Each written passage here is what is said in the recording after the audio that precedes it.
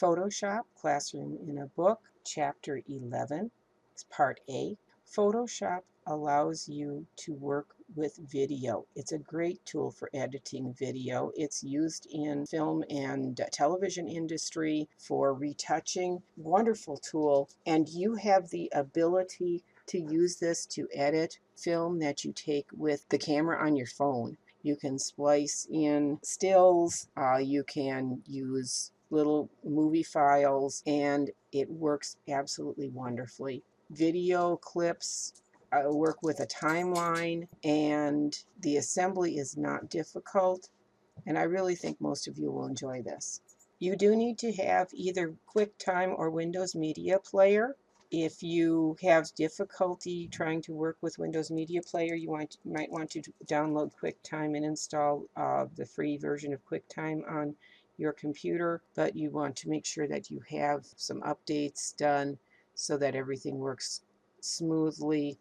Just if you have any hitches, that might be that you need to download an updated version of Media Player, or you may not have a current version of QuickTime. I am assuming that no one has worked with Premiere Pro or After Effects, so all of this is going to be new to you. You can play the MP4 file. We can actually watch it in Bridge. I'm not going to play the whole thing. You can do that on your own. If you double click it, you will open it up in either QuickTime or in Windows Media. What we're going to start with is go to the 11 end Photoshop file, the PSD file. Double click that, and I'll open that up so that you can see the timeline. Rather than Essentials, we're going to go into Motion, which is going to give us our timeline. If you still don't get it, go up to Window and open your timeline up. And you can see we're going to have different segments in here. We can expand the timeline out by using the control at the bottom so you can actually see the time. It's going to break this down into the frames.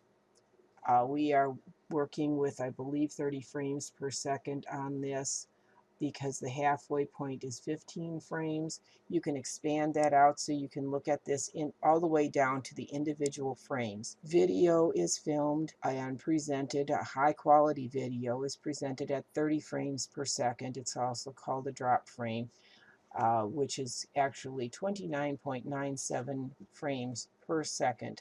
Technical stuff you don't need to worry about. We can play this off of the timeline just simply by running it here. It's going to be seen with all the video and everything. You can watch each segment. What I want you to notice is that we have a video layer that has the titling on it, which is up on top. We have all of these little clips that we can watch, or we can scroll through them. These are all a compilation of different little videos that were put together and some stills.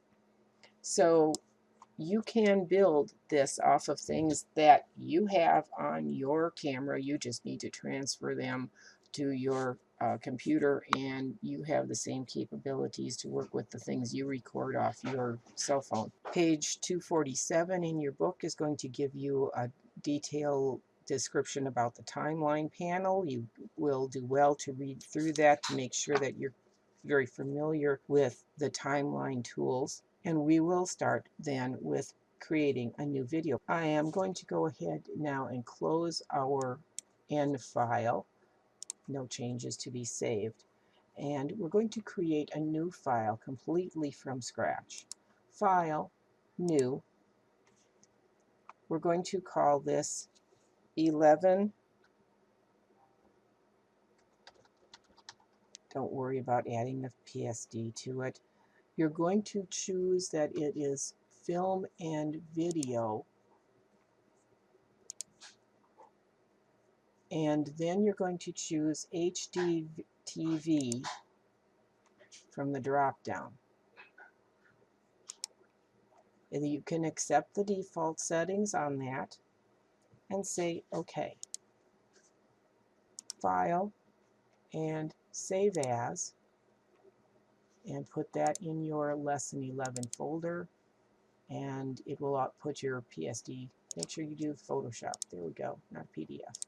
Photoshop provides tools specifically for working with video, like the timeline panel. To ensure you have access, make sure that you have the motion workspace available. Pull the top edge of the timeline panel up so that the panel occupies the bottom half of the workspace.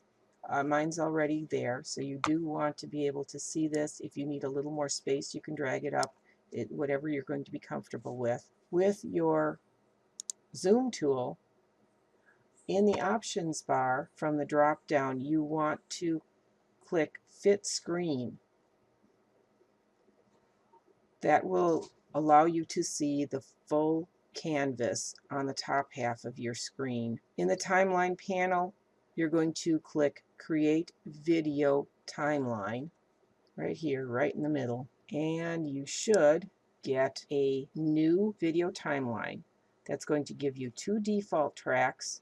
You have Layer 0 and Audio track. We're going to add some media to this, so you click on Add Media, which is that icon that looks like film.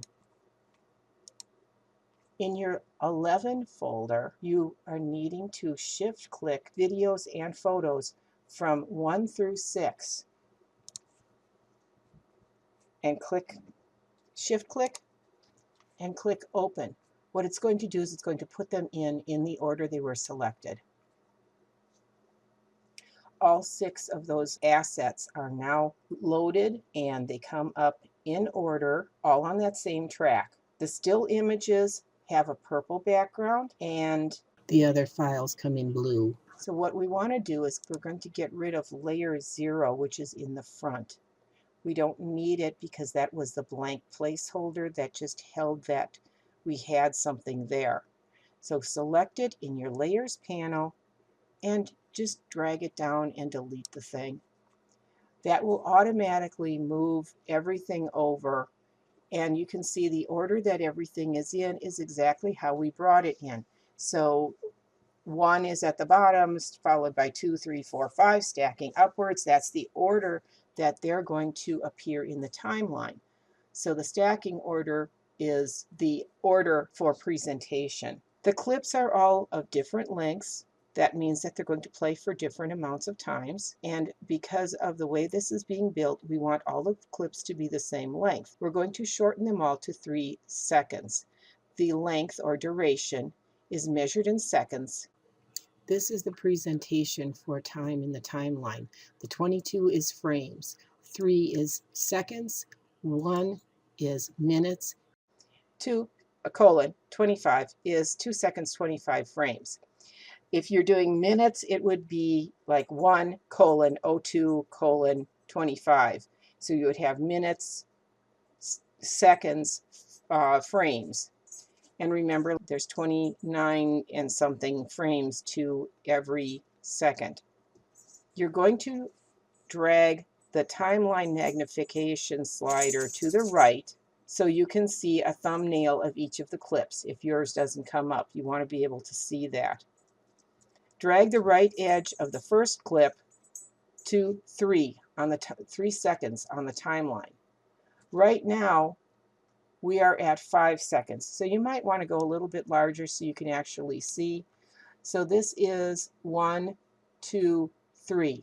We want to shorten the duration of this to 3 seconds, and then we'll continue in the next video.